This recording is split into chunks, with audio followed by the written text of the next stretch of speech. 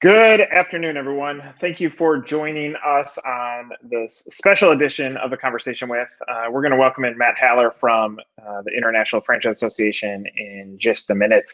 In case you haven't seen it, there is a great story on the Washington Post that kind of frames this topic up. The headline reads, "In big reversal, Treasury and SBA agreed to disclose details about many small business loan recipients." So it's going to be important as franchise brands to understand what this means, and we're gonna dive into this topic. Charles Internincola, welcome. Matt Haller, welcome. Thank you for giving us some time this afternoon. Obviously, for everybody that's watching, I would love for you to frame this news comes across and what happens at the IFA. What is your initial reaction, and from a framing standpoint, and then we'll ping pong some questions back and forth. Yeah, I mean, this should not be a shock to people that have done business with the SBA before. There's not going to be a whole lot different in what's disclosed here versus, what's disclosed if you took out a regular, what's known as a 7A SBA loan. I think, there's been a lot of attention on the PPP over the last 3 months, and rightly so. But at the end of the day, there was never not going to be disclosure of who took PPP loans. It's just a matter of what it's going to look like, when it's going to happen. And I think our job as the IFA, and I think our members' jobs, are to be prepared for this. And that's, why I think it's great we're having this conversation, so brands can be prepared for what's to come in the disclosures and the potential and likely, I would say, blowback on their brands and their owners about, why did you take government money? Why did you take a bailout? And so, I look forward to getting into that conversation today. Matt, naturally, without getting into specific brands, what's the consensus you're hearing from brands that are reaching out to the IFA on this issue, their concerns, and generally how they're dealing with it or preparing? I think the biggest concern is around privacy, and particularly if you're a sole proprietor. Privacy around, it's pretty easy to look at the loan and determine, the amount of revenue that a business has, and also personally identifiable information that tracks back to somebody's home. That's another, legitimate concern. But in terms of the name of the business that took a PPP loan, like I said, that's always been something that I think brands and franchise owners and our supplier members, many of whom also took PPPs, did. I mean, there's 4.6 million loans as of today that have been distributed as part of the PPP, maybe a handful more before the program closes a week from today. So that's what we're hearing now. I think the other big thing we've been concerned about, and we've been communicating this to our members for the last several months, and I think brands are rightly concerned too, is the consistent lack of understanding, or in some ways, a decision that's made by certain members of the media and franchise agitators, I'll call them, to completely misunderstand the business model and, sort of rolling up, X brands, franchisees took 200 loans at $1 million a loan, and that's going to be a pretty significant number. And the story that's going to be written is, Burger Queen took, $2 billion in PPP loans. That's obviously not the case. And brands and franchisees and IFA and other defenders of the business model, I think, need to be prepared to go out there and communicate that, no, these were individual businesses that took out loans and did it, one, because they were legally allowed to do it, two, they kept their employees connected to their payrolls, and that's a good thing that we should be applauding here.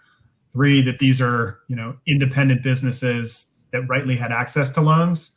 And I think there's still $100 and some odd billion left in the PPP program. So this whole notion that it was this, franchisees or chains or, higher capitalized businesses had more access to loans than non-franchise businesses is not a realistic argument when you look at the actual funding that remains in the program. There's plenty of money for everybody. Yeah, I think one of probably the initial or knee-jerk concerns that could could exist is what happened when Shake Shack or Ruth's Chris is debating what they want to do with the monies that they receive right off the bat. The reality is that was such an early point in this process that so many businesses were on the outside looking in. So there was finger pointing on what that meant. Matt, you and I have talked about the perception that the general public has about franchising as well, that they assume in many senses that the owner of the Burger Queen in insert market is a part of the giant corporation, not specifically owned by an independently and owned operator. And therefore, when some of these numbers get released, I think that's going to create some issues. And then, I'll say our loan amount that we get from a PPP standpoint is going to be under the $1 million mark. But to general employees of our business, they might say, well, Nick got $1 million. And that's going into Nick's pocket without understanding the context of what the point is for this. The other swing to this is obviously going to be, there are businesses that are going to run out of these funds, and they're already hitting this finish line where there's no more cash, and they're not generating the cash to keep the businesses up. So when those businesses start failing and going under, and that's going to absolutely hit franchising in some capacity, to be determined on how much, that's going to change this story as well. So it's almost like the timing of this seems not inappropriate isn't the right term, but the timing of this seems complex because there's still so many unknowns of what happens on the run rate of these businesses. Are any of those statements, any comments on any of those statements? Well, I think they want to get the data out there. So the program, as of today, will sunset on June 30th. No more loans will be made after June 30th. Now, there's probably going to be more relief legislating in July. So my belief is that the PPP program, people will get a double dip opportunity later this summer. They'll probably narrow the focus of the program to, something like 25% revenue loss or greater needs to be demonstrated over a period of time in order to get an additional PPP loan. I think that's a good thing because too many healthy businesses got access to the program in the first tranche and the second tranche. But the timing of it, they need to do something to move on. That is often the case with, issues like this that have, a very heightened sense of, politics associated with it. And, I think that's the frustrating part for, borrowers and the lenders out there is we already went through this shaming exercise once. It's probably going to happen again now. There's a certain, lunatic fringe that's out there that will never be satisfied by any amount of disclosure. And, that includes a large portion of the media who will, parse these things. And, just in having some conversations this week, since the news was announced on Friday, every political committee that's out there is seeking more information about who's taking these loans so they can connect it back to supporters of President Trump or members of Congress who helped write these programs. And so I think one of the things that we're counseling our members and really anybody to be mindful of is if you or anybody affiliated with your business, and that includes franchisees, board members, suppliers, whomever, has made a political contribution, be aware of who that political contribution is to, and be prepared for a reporter to ask a question about, getting a sweetheart deal for you to be able to have special treatment to take out a loan. Yeah. Matt, I guess the political end of this, unfortunately, in our society and the times, I think they're, naturally they're going to be unavoidable. And the tragedy here is no matter the political affiliation, the PPP loans actually represent a government effort that actually worked. Yeah, right? Absolutely. It's one of the successful things our Congress has ever done. Right. And it's shocking that Congress not only did this, but did it where it intervened in markets right away. The spin about it helping big business, completely tying the funding to payrolls. It's probably, if and when we rebound as a nation economically, I'd say PPP is a very large part of that. And that's the tragedy here. It's a huge tragedy, and the irony that's not lost on me and other lobbyists for other industries here in town, and probably Americans that follow this closely, is remember who wrote this law. It was Congress. They could have put in there anything they wanted to put in there. This was a law that was created on fully bipartisan basis.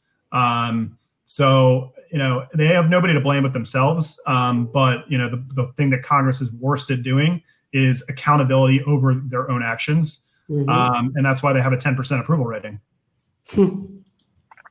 Matt, I don't know if you know this, but Don from Two Man Truck just asked about timing of releasing this information. Has that been disclosed at all? It has not been disclosed, but knowing what we know about when the program ends, which is June 30th, and just me, Matt Haller's prediction, take it for what it's worth, I would predict that we will see something. These things likely come out right before holidays. They love Friday news dumps. So I would look at Friday, July 3rd, in the 5 o'clock hour. That's a potential likely time for this to come out. We're preparing for, sometime late next week or shortly after the 4th. And I would imagine part of the statement that a franchisor needs to prepare for is to give guidance to their franchisees, because in many systems, franchisors stepped up, gave as much support as humanly possible to help their franchisees get PPP loans. That's something that we're starting to see in some sort of celebration of how did the franchisor support franchise owners during this time. They're coming out saying we got 100% of our franchisees approved for a PPP loan. Now to that franchise owner, that information comes out and they've gone through some turnover or turbulence with their staffs. It's going to create some question marks that you have to be prepared on how you communicate there. Like that when this gets localized and drilled down to the small business owner, that people don't understand exactly how a franchisee works. That's part of the risk in this. Is that accurate? Yeah, no doubt. I mean, I think, the best way to respond to the inquiry is from the franchisee, or ideally like the employee themselves. Hey, without this loan, I would have had to lay off X number of people. And, because of this loan, now I was able to save this many jobs that can continue to working and caring for their loved ones. And, in many cases, doing things in the community to give back to first responders or other philanthropic efforts that we've seen throughout the last 3 months.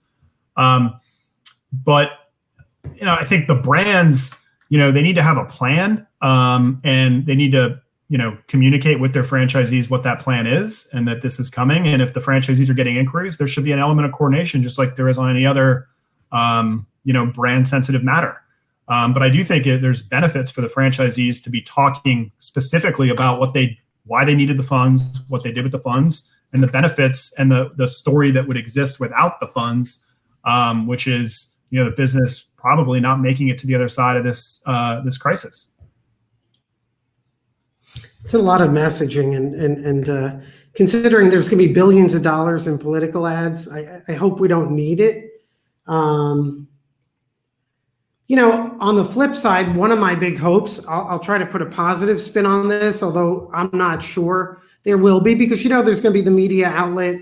So if a large franchise system is based in a particular location, they're going to pound away at the corporate offices there about the PPP loans. But I think one big takeaway or hope I have from PPP and really all of COVID is that for the public at large to better understand that franchisees are small businesses, right? And I think if there's an opportunity, maybe it's there. I agree. I think there's some upside in this too.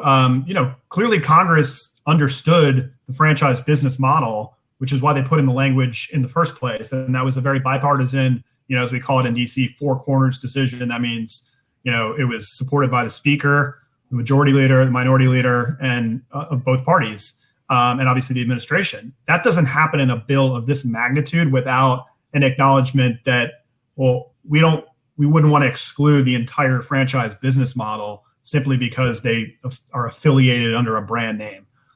So there's an acknowledgement there. And I think, I'd give us, a good grade on, supporting that communication when the CARES Act, came out. But I think, that was such a crazy period of time for a whole host of reasons, between the legislating, the shutting down of the economy, the uncertainty about what everybody's future was, plus the fact that nobody was working. So everybody was laser focused on, what is Washington going to do to save me in my particular situation? The good thing now is we have, it's still crazy, but we have the element of, okay, we've seen this story once before, and we can prepare for what we know is coming out. And me and my team are, preparing some things that we'll have ready to go, before this information rolls out, and, trying to do what we can to sort of manage the story in the, 24 to 48 hour period of time once the data is public, in terms of, reporter calls and, communications to the Hill and the administration. And I think, they all want to consider what the narratives are, both good and bad. And I think, this is a teachable moment. So appreciate you guys bringing some attention to it early, getting it out to your clients and the broader community. Matt, one other question that came in from Dawn. Do you see the media caring more about the national brand, or is the story on the local level? I think they'll care more about the national brand. I think there's opportunity to drive narrative at the local level, but and maybe starting to think about that now, because I think sometimes the best story you can pitch is the counter narrative. We know this is how it's probably going to be reported by somebody that wants to grab headlines, but there's a real better story to tell here, which is a story we've been telling to members of Congress for 3 months now, which is, hey, it's worked, and here's why we need more of it in future relief packages. So we would certainly welcome that, and I think thinking through it now is a really good thing to be doing. Yeah, there's certainly an opportunity now to propel some of these stories and educate the communities what franchising is. I mean, maybe this is like as we're looking at this from a not necessarily a crisis management standpoint, but more so an explanation of narrative standpoint.